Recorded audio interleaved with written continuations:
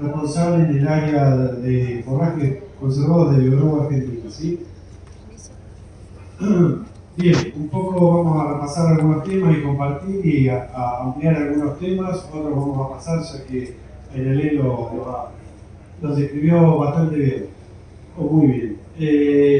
Creo que esto es clave, yo siempre digo cuando hablamos con los productores y planteamos hacer un ensilaje o una buena reserva, que hay un montón de decisiones, principalmente de manejo, que tienen muy bajo costo y alto impacto, ¿sí? Entonces, muchas veces las decisiones de insumo muchas veces son de muy bajo costo y también alto impacto, ¿sí?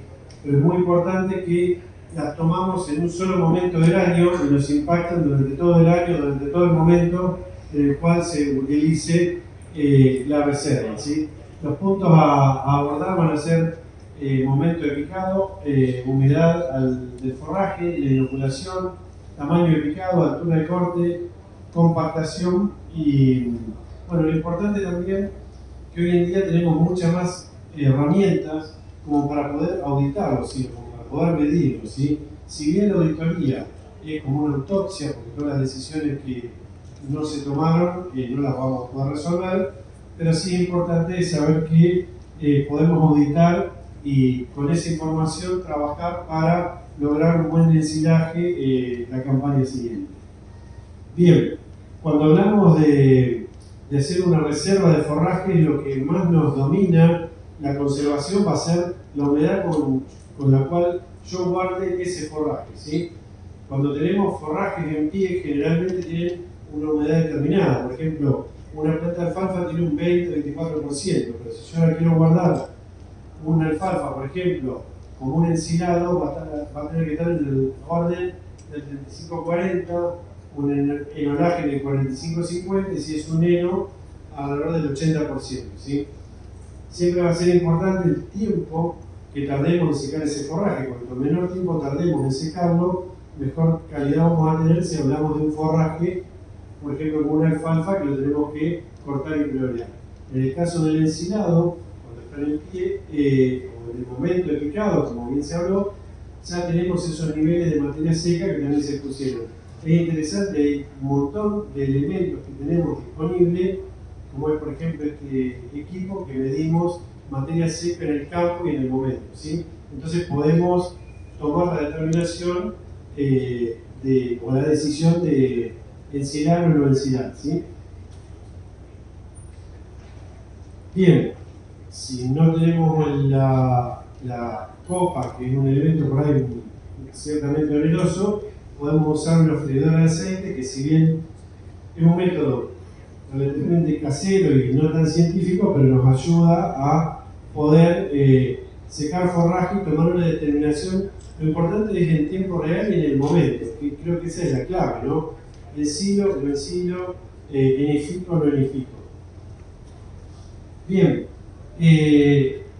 entre este año, el año anterior y otros años siempre trabajamos con los productores y con quienes trabajamos habitualmente en tener mucha más información en el momento que vamos a tomar la decisión de picado, ¿sí? Por ejemplo, muchas veces decimos cuántos días tarda el cultivo desde que lo sembré a picar. Habitualmente decíamos 120 días cuando estamos en un medio de línea de leche. Ya el año pasado y este año venimos midiendo, tanto en primera como en segunda, que los ciclos van variando. Por ejemplo, silajes de primera o maíces de primera, los silajes por ahí se acortan y en segunda muchas veces se alargan. Entonces ya tomar decisiones por días de fecha de siembra aplicado es un parámetro, sí, pero tenemos que agregar otros parámetros. Por ejemplo, uno de los servicios que hacemos técnicamente es ir en un momento determinado, siempre después de floración por supuesto, y cortar la planta, procesarla, procesarla y poder medir la humedad. Con eso podemos tener un parámetro y saber cuán lejos estamos del momento de picado, ¿sí? Por supuesto, muchas veces, si se adelanta el picado, vamos a estar perdiendo almidón, que sería algo que podemos acumular siempre con lo que es simplemente energía solar. las condiciones ambientales estos últimos años han jugado bastante, no sé si en contra, pero desafiándonos a tomar decisiones de compromiso, de manejo, y este tipo de información nos da el aval para poder tomar una decisión u otra. Otras determinaciones que hicimos también, que es muy interesante, la altura de corte. Muchas veces, antiguamente, cuando yo arranqué con esto hace bastante, ibas a hacer un picado casi que hasta la raíz iba dentro del silo bolsa. Hoy en día empezamos a tomar decisiones con información, que creo que eso es clave, o creo que es por donde debemos ir. Y bueno, acá está el peso de la planta y todo, y lo que un poco muchas veces también nos dicen, bueno, pero hay información de varios trabajos y nosotros fuimos un poco complementando esto y trabajándolo con los productores y mostrar que, por ejemplo, en este caso el torconcito que quedaba entre 20 y 35 representaba un 9% del rendimiento, pero como bien se dijo también, del rendimiento, pero ¿de qué órgano? De la caña, que es la menos digestible. Entonces, muy interesante esto de trabajar con la altura de corte. Y algunos datos del laboratorio que hicimos fue, hacemos el muestreo, hacemos el análisis con el laboratorio de Leandro y teníamos los datos de materia seca, que también aumentamos la materia seca, también es una herramienta que nos sirve para poder levantar la materia seca, ¿sí? Entonces, bueno, creo que ese también es un punto importante. Y por otro lado, ver que podemos mejorar lo que es el almidón o disminuir lo que es la fibra, que después va a ser, la FDS va a ser una limitante a la hora de formular una dieta, ¿sí? Entonces, bueno, creo que esto es importante, en un servicio que trabajamos con el equipo y con muy buenos resultados con nuestros clientes. Por suerte, hoy en día, las picadoras de forrajes también tienen incorporados laboratorios, digamos, un equipo que va midiendo mediante un NIRS lo que es almidón o fibra. Entonces, instantáneamente podemos ir levantando la altura de corte o bajando la altura de corte en función del dato que voy teniendo. Entonces, puedo trabajar, no sé, hago 10 bolsas de una forma, 3 bolsas de otra, elijo volumen, elijo calidad. Entonces, bueno, creo que hoy en día tenemos buenos desafíos a campo para poder lograr silajes de calidad. Y sí, por supuesto, la forma práctica clásica la tenemos que tener en cuenta, pero creo que con todos estos elementos y estas mediciones son más que interesantes para lograr un silaje de alta calidad. Bien, el tamaño de partículas, nosotros usamos 3 bandejas, se pueden usar las 4. Creo que sí, esto es re interesante el tema de poderlo monitorear en el momento del picado, porque de nuevo, luego cuando hago una auditoría es una autopsia. Entonces, en el momento del picado es clave definir. Después, cada campo, cada establecimiento, cada nutricionista, en función de los otros ingredientes de la dieta, definirán qué tamaño de picado va a elegir. Pero también, a la hora de picar, si estoy con un extremo seco o húmedo, el tamaño de picado es una alternativa que me va a ayudar, ¿sí? Bien, acá hay una foto de los procesadores que procesan un porcentaje de granos de sorgo, ¿sí? Otra alternativa que muchas veces trabajamos y decidimos en el momento que estamos picando es la velocidad. Yo sé que ahí los contratistas se acuerdan de mi mamá, pero la velocidad de avance nos ayuda a regular también el porcentaje de procesado de granos, que es clave, porque si no, no vamos a producir leche, ¿sí? Ese almidón no va a estar disponible. Es importante también, perdón, que este tipo de procesadores de grano no afecta el tamaño de fibra, ¿sí? Si yo decidí picar en 20 milímetros, este procesador de grano va a hacer que esos 20 milímetros sigan de la misma manera, ¿sí? Los procesadores antiguos por ahí afectaban el tamaño de fibra. Básicamente estos procesadores van a generar una ruptura de la pared celular, y van a generar un mayor aprovechamiento de esa fibra a nivel rumen, pero no me van a afectar el efecto físico de la fibra que genera el tamaño picado del rumen. Bien, compactación. Clave, se mencionó antes, clave. Dijimos, materia seca, primer clave. Momento de cultivo, momento fenológico, también, otra clave. La tercera clave, compactación, eliminación del oxígeno. Históricamente venimos midiendo compactación y creo que es una materia pendiente que tenemos en los ensilajes de Argentina, ¿sí? Tenemos que seguir trabajando al respecto.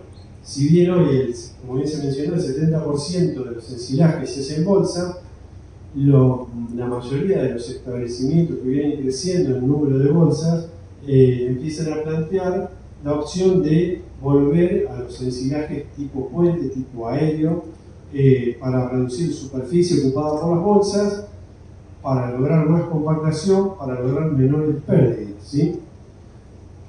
¿Hasta acá vamos bien? Se durmieron todos. Bien. Vamos arriba.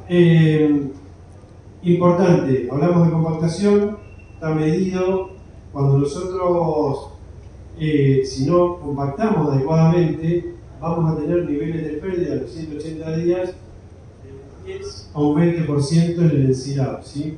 Esto es clave. Más o menos, ¿tienen idea ustedes en qué nivel de compactación estamos en los ensilajes en Argentina?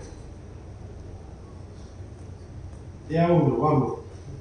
Sí, más o menos estamos por acá. Estamos perdiendo 17-18%. El 50% de los ensilajes que relevamos y de trabajos que hay de hace más de 10 años, que lo hicimos con INTA y con la Universidad de Villa María, estamos más del 50% están en el orden de 400-450 kilos de materia tal cual y menos de 200 kilos de materia seca por metro cúbico, ¿sí? El objetivo que buscamos es estar por encima de 240 kilos de materia seca por metro cúbico. Ese es, ya, estoy hablando de silos aéreos, podemos hablar de bolsas, ¿sí? Entonces, es clave que trabajemos lo que es la compactación de los ensilados. En las bolsas, no logramos más de 150 kilos de materia seca. ¿Por qué? Porque el plástico es nuestra limitante, ¿sí? Los plásticos que hoy existen tienen un estiramiento del orden del 10%, ¿sí? Entonces no nos van a permitir colocar más kilos de materia seca por metro cúbico en un silo bolsa. Bien, pero a veces se logran mucho menos kilos, ¿sí? Entonces, importante, clave, fundamental, también durante el proceso de ensilado, medir estiramiento. Bien, bárbaro ingeniero, medimos estiramiento. ¿Dónde va la banda? A la mitad de la bolsa, ¿sí? ¿Cómo creen que encontramos la bolsa en el campo? De a uno. Abajo, arriba, al costado, ¿no? ¿Cómo lo solucionamos? Bien, yo sé que cuando hay que cambiar la bolsa van todos corriendo a cambiar la bolsa, no hay problema. Nos quedó arriba, nos quedó abajo, dibujo una línea de una longitud conocida y puedo, una vez que la bolsa, o sea, acá entrar a la altura del embolsador, una vez que se desplazó, y acá está el ejemplo práctico, podemos medir el estiramiento de forma práctica si no pudimos hacerlo con la banda en el lugar adecuado, ¿sí? Esto es clave porque de nuevo nos quedó mucho oxígeno porque perdimos capacidad de guardado, porque perdimos capacidad de aprovechar ese plástico que compramos para guardar cantidad de kilos. Ahí está el ejemplo de lo que uno ve a menudo, ¿sí? Si estiro demasiado, ¿qué pasa? Se rompe. Entonces, es clave y fundamental. Ingeniero, la vamos a poner allá, la sombrita abajo de la planta. Tengamos en cuenta esto también, siempre el ensilaje es un proceso anaeróbico, ¿sí? Sin aire. Cualquier rotura que tenga en la bolsa, pérdidas, ¿sí? Más tiempo roto, más tiempo entrada de aire, más pérdidas. Y si está muy húmedo, ¿qué pasa? Esto pasa, ¿sí?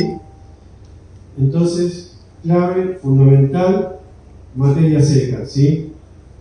hay mucho dinero invertido cada vez que hacemos un ensilado. Bien, inoculación.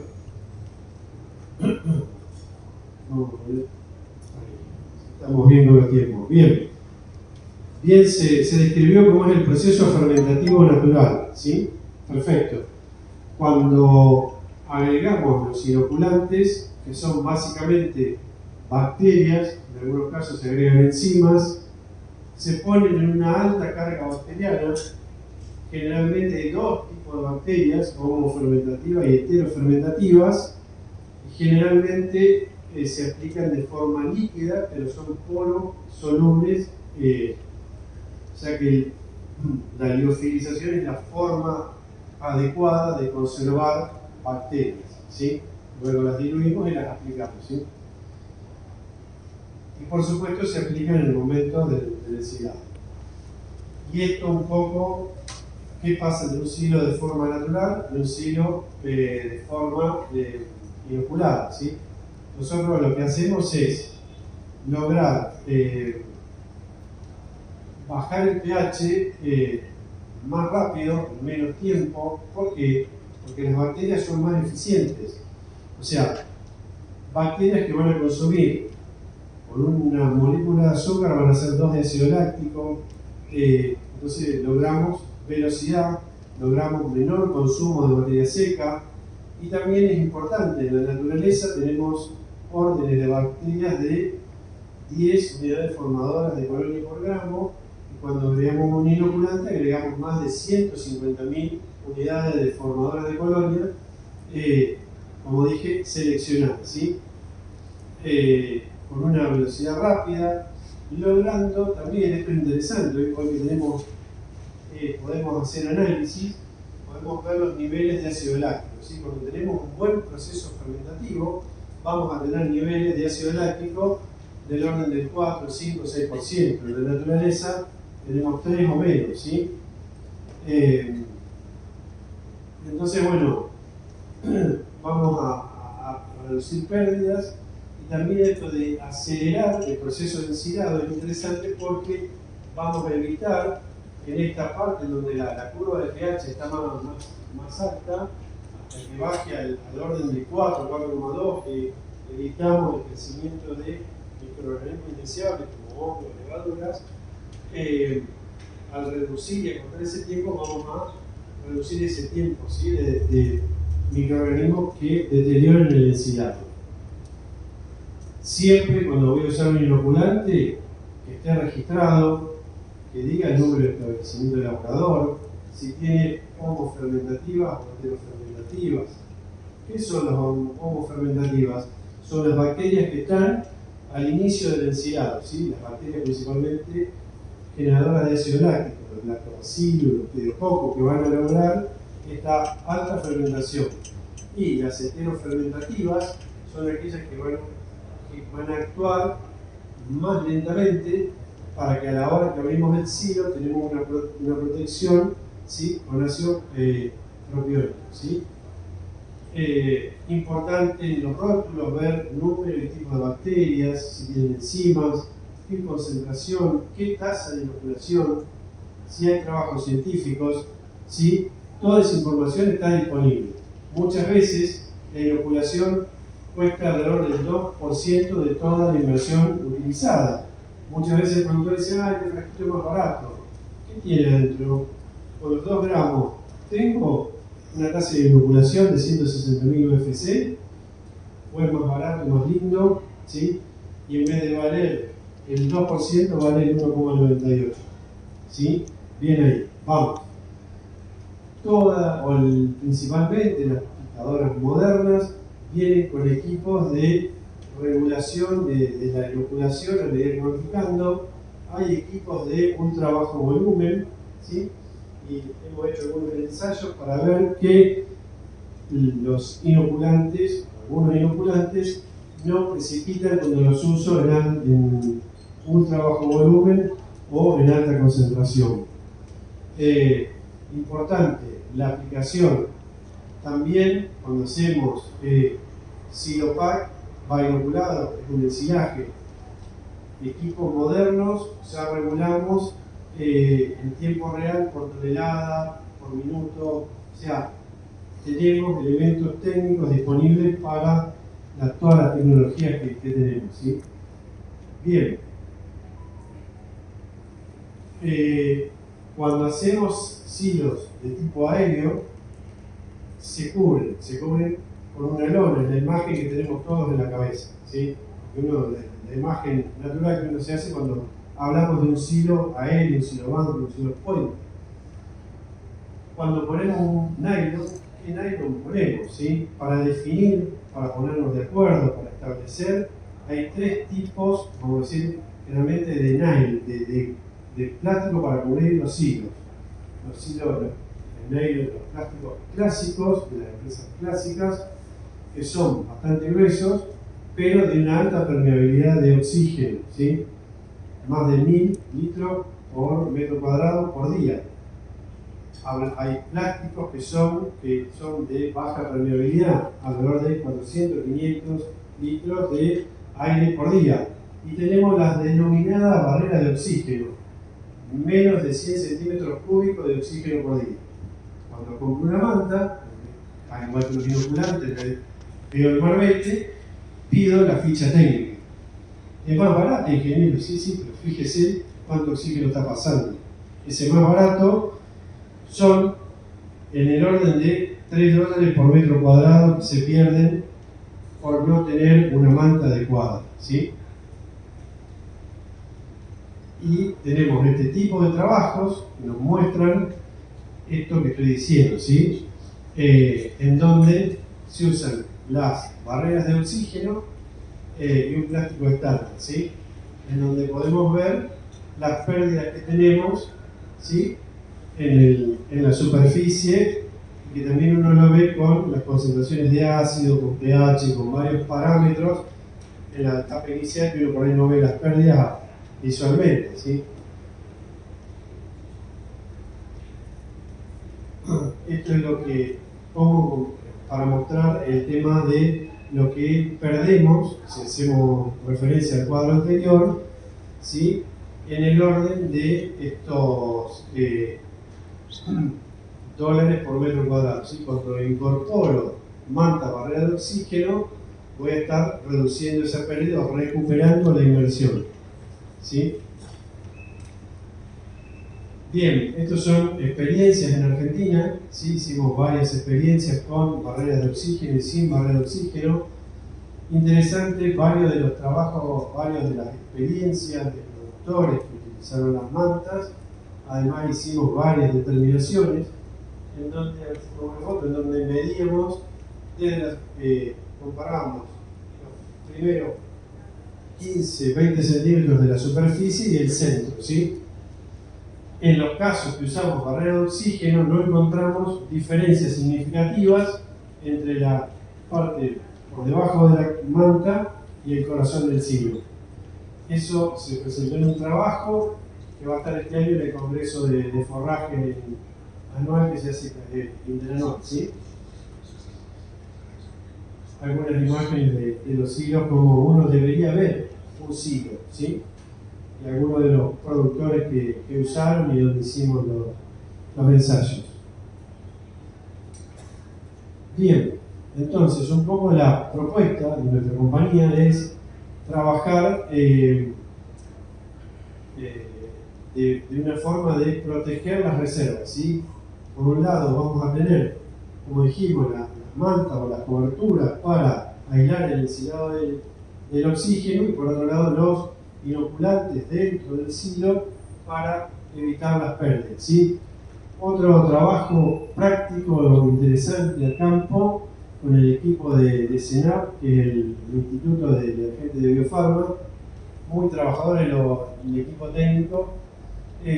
Hicimos una prueba y dijimos, bueno, apliquemos toda la tecnología, inoculamos con cianotrato, trabajamos el tipo de silo con una forma que sería trapezoidal, que es la forma más eficiente de estructura para guardar forraje de tipo aéreo y con una cobertura de barrera de oxígeno. En el cuadro anterior nosotros dijimos que en 240 perdíamos alrededor del 16% En este caso logramos perder menos del 6%, ¿sí? Entonces, si aplicamos toda la tecnología, aplicamos las decisiones de manejo, compactamos correctamente, tuvimos algunas discusiones con el picador-pisador, pero lo logramos ponernos de acuerdo, ¿sí? En estos silos tipo trapecio no pisamos ni en el final ni en los costados, ¿sí? Tengo varias experiencias que para otra vez podemos, o quien tenga interés, lo podemos charlar, ¿sí? Bien, como otra tecnología de cobertura, y que era lo que nos habían convocado en la reunión, hoy en día existen tecnologías como este tipo de mantas, por acá, con las fotos, este tipo de mantas es una manta que permite la salida o la evapotranspiración del agua o de la humedad remanente de los rollos, pero evita la entrada de la lluvia, ¿sí? Y este es un ejemplo práctico a campo de cómo está el heno totalmente deteriorado y en el caso de la manta no está deteriorado. En los silos con mantas plásticas, la evaporación de la humedad contenida en el heno genera una condensación y esa pérdida en superficie. Otros ejemplos, y acá debería... Bueno, esto es una mano, una estiva de megafardos, donde pusieron tarimas en el suelo y luego la cobertura con la manta que mencionaba, ¿sí? Y luego la vamos a tener también en acción cuando estaba lloviendo, ¿sí? Esto es realmente uno de los clientes que nos envió las imágenes, ya que estaba muy contento con el funcionamiento de la tecnología, ¿sí? Otras situaciones que vimos que muchas veces algo de agua puede entrar, pero luego sale enseguida, ¿sí? Y bueno, esto era todo lo que tenía para presentarles. Comentarios, preguntas, consultas. Fuerte el aplauso para el